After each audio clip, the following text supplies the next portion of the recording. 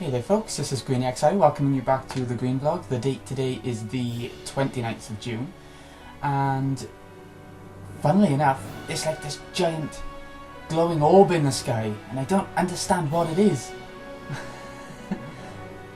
I can't believe it's sunny in Britain. I'm just shocked. So, for ages now we've had rain and everything every day. We did have like a week of sun in May sometime, but you know, we thought that was good. But, yeah, that's that. I had a pretty amazing night last night, and that was because the Chinese from this Chinese takeaway, which is a bit more expensive than other places around here, but it's amazing. The curry is so different to everywhere else. And prawn balls, yeah, got our prawn balls. So that was brilliant, and also I finally got to watch the Hunger Games. I don't know who would have heard of this. It's a movie adaptation of a book, and it's about this big sort of tournament where children from the age of, I think it's 12 to 18, get picked and put to fight to the death in this arena, this real arena, you know, they really die and everything. And it's an amazing concept. I don't think the film is quite as good as the book. I think the book goes into more depth and does things a little bit better, has a bit more substance to it. But the film, it sticks to the book quite a lot. It's still good. If you can't be bothered to read it, I'd still recommend to watch it. What else? I don't know, I was going to say, talk about more about last night, but can't really think of anything else now. Just went over a mates and watched Hunger Games and had a Chinese. That was about it. That was my night. It was good. Oh yes, let me get something sec. I have finished this, which if you saw, it was quite a while ago now, but if you saw this one vlog video, then you would know that I got this a while ago. It's Higurashi no Naku Colony, the Demon Explosion arc. I finally finished it. It's a side arc where it talks about this family who moves away from the cursed village. I don't know. I don't know how many of you would have heard of this. It's like a cult classic, I think. I think that's the best way to put it. It was a visual novel game made into a manga, made into an anime. Anime and manga about the same time, I think. Started. I mean, the manga's still going, but the anime is finished. So, even though it's another either series or movie coming out, or is already out. I don't even know. I don't even know, really. But yeah, it's really great. It's a lot better than the other side arc I read last, which was Beyond Midnight arc. Sorry. The names just get muddled up, but yeah, it's a lot better than that one, a lot different than that one, and it's a big twist in it which was missing from the other side arc. I mean, they were twists, but they were more obvious, and this one I think is a bit less obvious, a bit more subtle and everything. So I enjoyed it. I really enjoyed that manga. I haven't got any manga left to read now, and because I got a new computer, it's going to be a bit hard to find the cash for that, because I got all the car payments and stuff coming up soon, because I have them all at once. The insurance, the MOT, the tax, I have them all at one time, because then you don't forget anything. So it's better, but it does mean you have a huge payment to pay at one time, you know. You just got to budget it well, it'll be fine. Hope for the best. It looks like Two-Face, look at that. The sun's coming in through here and the curtains don't work, so it's like light on that side and shade on that side. Have you even got a light on? It's not helping really. Just making the dark side look orange instead of white. No. Anyway, I've also been playing more Phoenix Wright. That has been a thing. This extra case that was tacked onto the end of the DS version, that wasn't on the Game Boy Advance version. It's okay. It's not so much accusing someone of death, even though there is an accusee. It's not so much about that, but more about them all the witnesses and stuff getting together and trying to find out who did the killing, rather than all the witnesses getting there and accusing someone like in the other cases. That makes it a bit more boring to me. There's less drama, less I don't know, but there are some good twists in this story. So. Don't know if you heard that door slam. It must be windy out. Anyway, there are some good twists in Case 1-5 of Phoenix Wright, the first game. but it is a little bit more boring. It drags on. Like, each trial part is split into 2 parts for this case, so it's twice as long, and the investigation's about twice as long as well, so it is dragged out way too much. But it is a good case. If you're gasping for new Phoenix Wright before the new one comes out for 3DS soon, it's worth a go. It's, you know, you can download it as a DLC on the WiiWare version, and it's probably in the, you know, the iPad or the iPod version, where it's like the first 3 games in one HD trilogy pack. I think it might be in that one already built in, so, you know, if you want to give that extra case a go and you haven't seen it before, it's worth a look at least. There's some new characters and stuff. It's okay. What's next? Yeah, I went to Game 2 days ago now. Game is like this giant retail franchise chain. Retail franchise chain, that's what it is. And it's like, I went there, I took loads of stuff to trade in, which I've had just lying around, and I had so much old stuff from like 10 years ago, old games, that it actually broke one of my drawers in my chest of drawers, so I decided, I think now's the time to get rid of some stuff. So I got some stuff together, took them to Game, and I got 145 quid for it all, and I was shocked. And that's mainly because I took Atelier Maruru, which is like this fairy cake powdered rainbows and unicorns JRPG, and the battle system is a little bit off. I think the whole game is a little bit off. The old aesthetics and stuff would appeal to people who like that sort of anime-ish feel a lot. So the game itself is good, but the battle system, the item mixing, I didn't quite like it.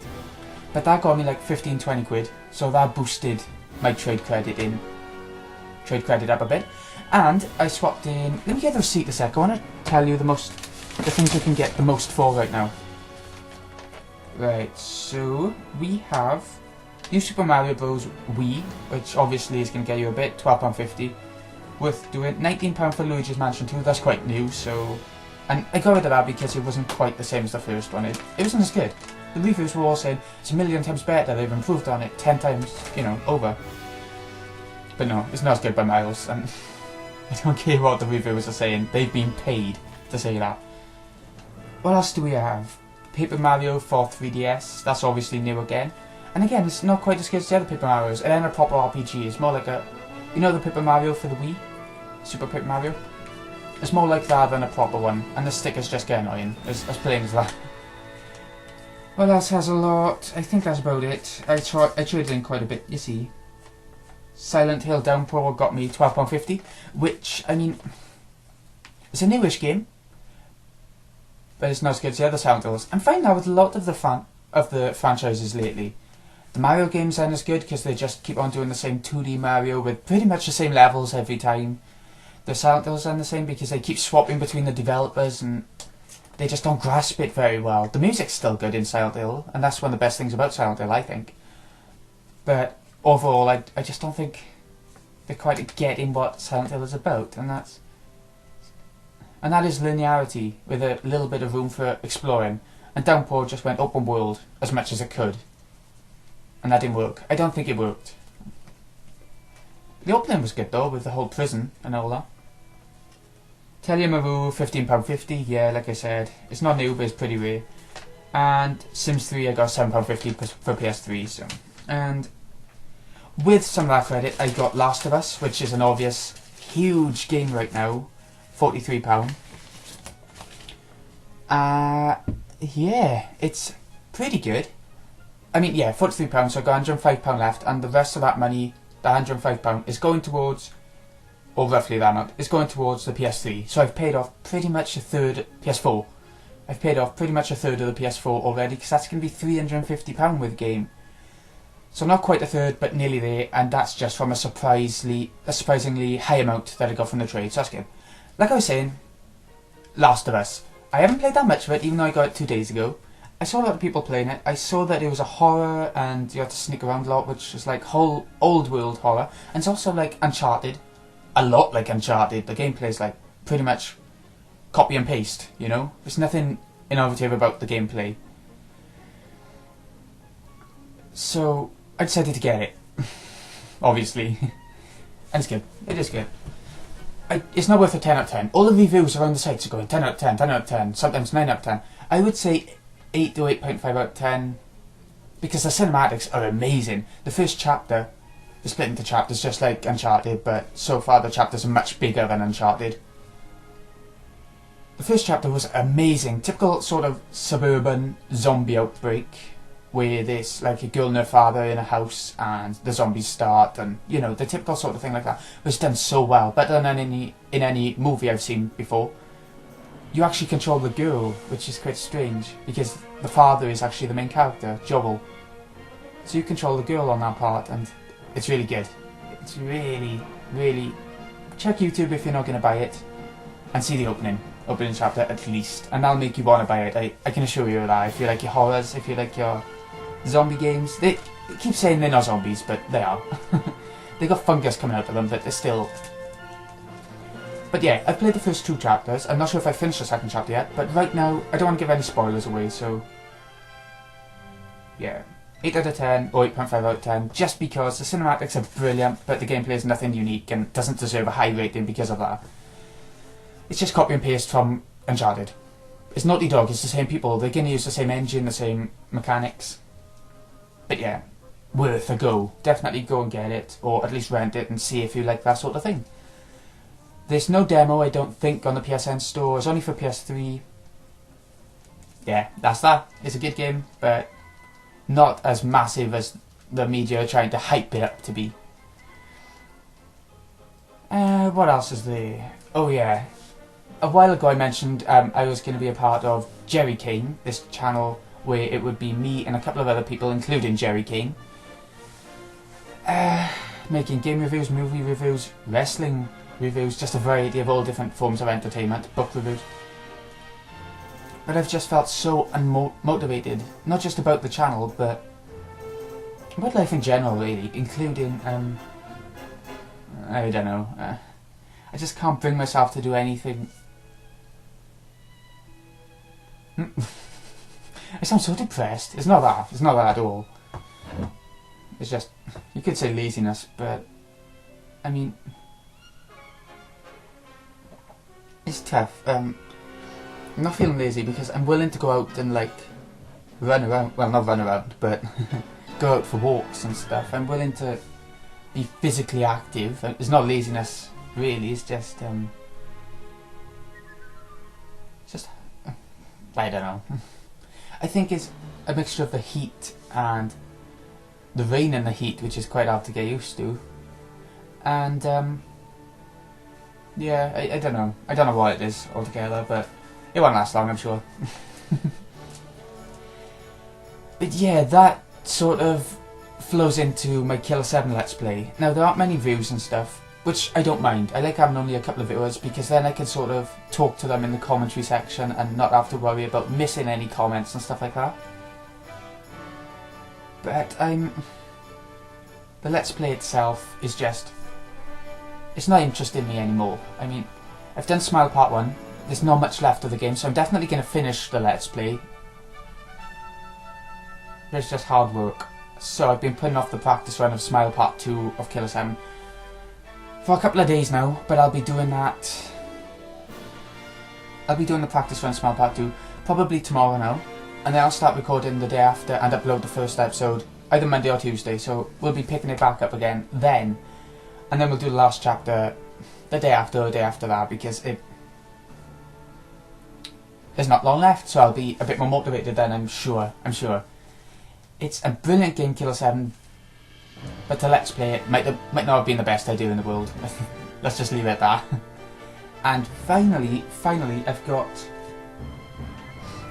this weird cat. It's sort of staying outside my house meowing all the time.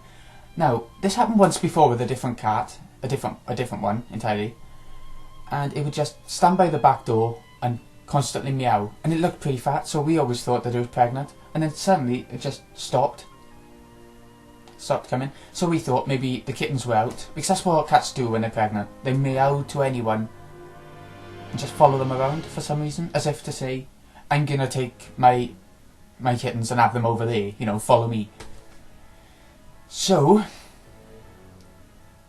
yeah, we thought that one had its kittens and gone. But now, this other cat have started doing it, I mean, like a year later, half a year to a year later, and it's skinny as hell. It's like anorexic.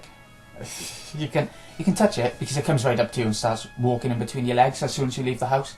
So, you can touch it, and you can feel like the spine straight away is really...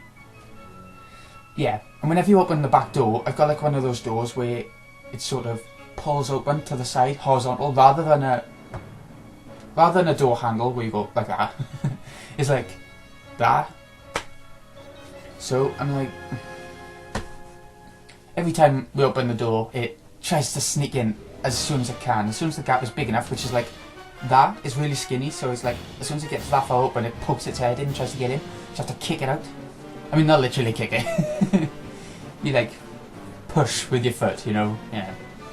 And then, when I got home the other day, it was just standing by the door, and I tried to open it a little bit, and it would start doing it, so I'd kick it away a little bit, then I'd do it again, and it'd just run back to it, and it just wouldn't stop. So I just had to pick it up, hold it for a while, open the door, and it'd try and scramble out and get through the door, and then I'd just throw it into the grass so it won't be hurt, you know. They don't care about being thrown, it's fine. And get through the door quick and shut it.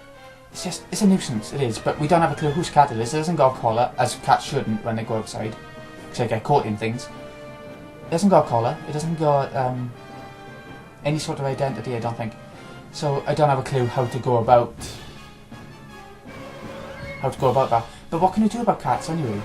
I mean, cats go outside, they go wherever they want, they're free roaming sort of animals, so you can't stop it from just standing outside your door.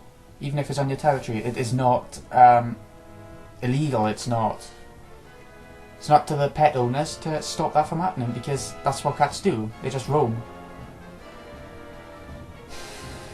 So what do we do about that? I mean, I've had a look online. There's this one theory where you get Vicks, you know, the Vicks vapor rub sort of stuff, where you put it on your chest for colds, or you put it on your nose for snot to unblock your nose, or, you know, even a Vicks stick. And you put it on the door frame, put it around, and apparently they don't like the smell of aloe vera, so they won't go near it. So that's something to try. But what if he likes the bloody smell? It'll be there all the time. I mean, it's there all the time already, so there's nothing to lose, but... I don't know. I mean, he went away for a bit, for a couple of hours. He did. But he's back, so... I don't know what to do. And then I sit at the back, because we got like a chair at the back, like one of those lawn chair sort of things. Not a proper big white one that you see around hotel pools and stuff, but just like a cheapy one, like I think it was a tenner or something. And whenever I sit in there, it'd come around the corner and just jump on me. Just jump on me and lie there, as if it bloody owns me. It's a fucking stray cat.